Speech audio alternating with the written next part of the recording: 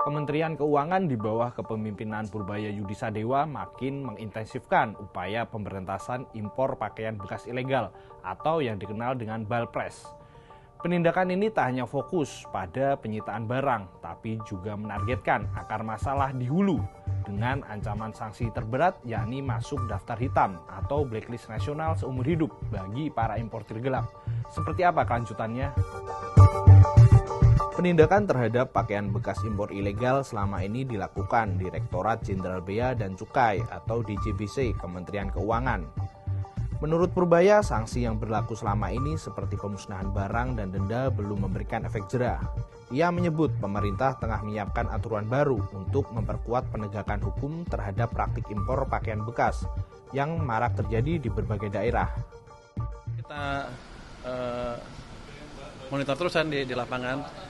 Jadi nanti nama-namanya saya udah punya sih, siapa yang biasanya tukang impor segala macam. Saya harapkan mereka mulai hentikan itu karena ke depan kita akan tindak. Sekarang pun di lapangan kita periksa terus dari waktu ke waktu. Kalau ketangkap ya nggak bisa kayak dulu lagi kira-kira. Jadi orang kan suka bingung kalau itunya mati berarti nggak ada supply.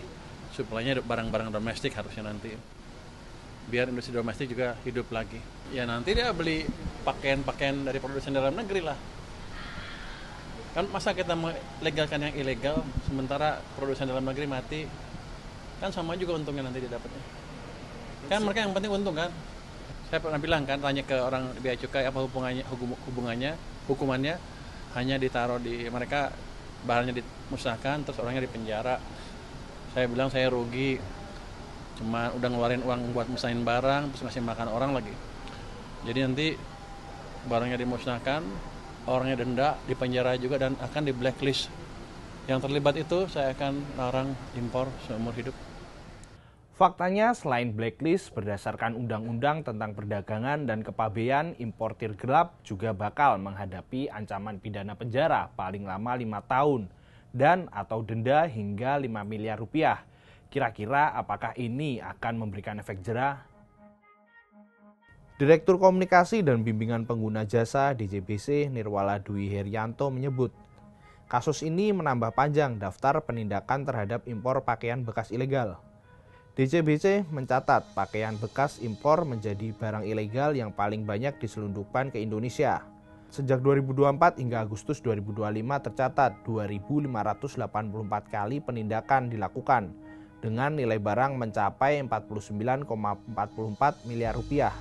Pada 9 hingga 12 Agustus lalu, DJBC bersama TNI Angkatan Laut menindak penyelundupan 747 balpres, pakaian dan aksesoris, serta 8 balpres tas bekas senilai 1,5 miliar rupiah di Pelabuhan Tanjung Priok, Jakarta.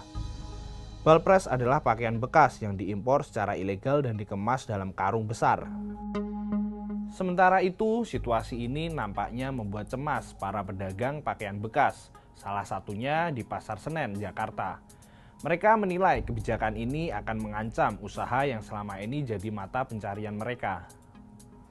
Mungkin saya sebagai karyawan pengen buat thrifting ya tetap ada, entah nanti regulasinya seperti apa, karena thrifting juga kalau diambil dari sisi positifnya kita mengurangi pengangguran juga, mengurangi limbah juga.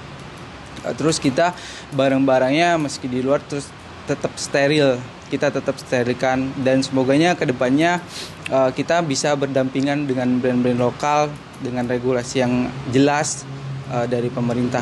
Sangat sedih pastinya gitu karena mata pencarian kami di sini gitu.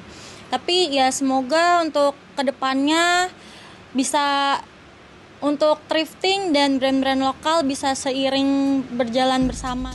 Ketua Umum Asosiasi Produsen Serat dan Benang Filamen Indonesia, Retma Gita Wirwasta menilai lonjakan impor pakaian bekas yang terjadi setidaknya 2 tahun terakhir telah menekan industri dalam negeri dan membuat banyak pabrik berhenti beroperasi akibat masuknya produk impor dengan praktik dumping, yakni menjual barang di bawah harga pasar.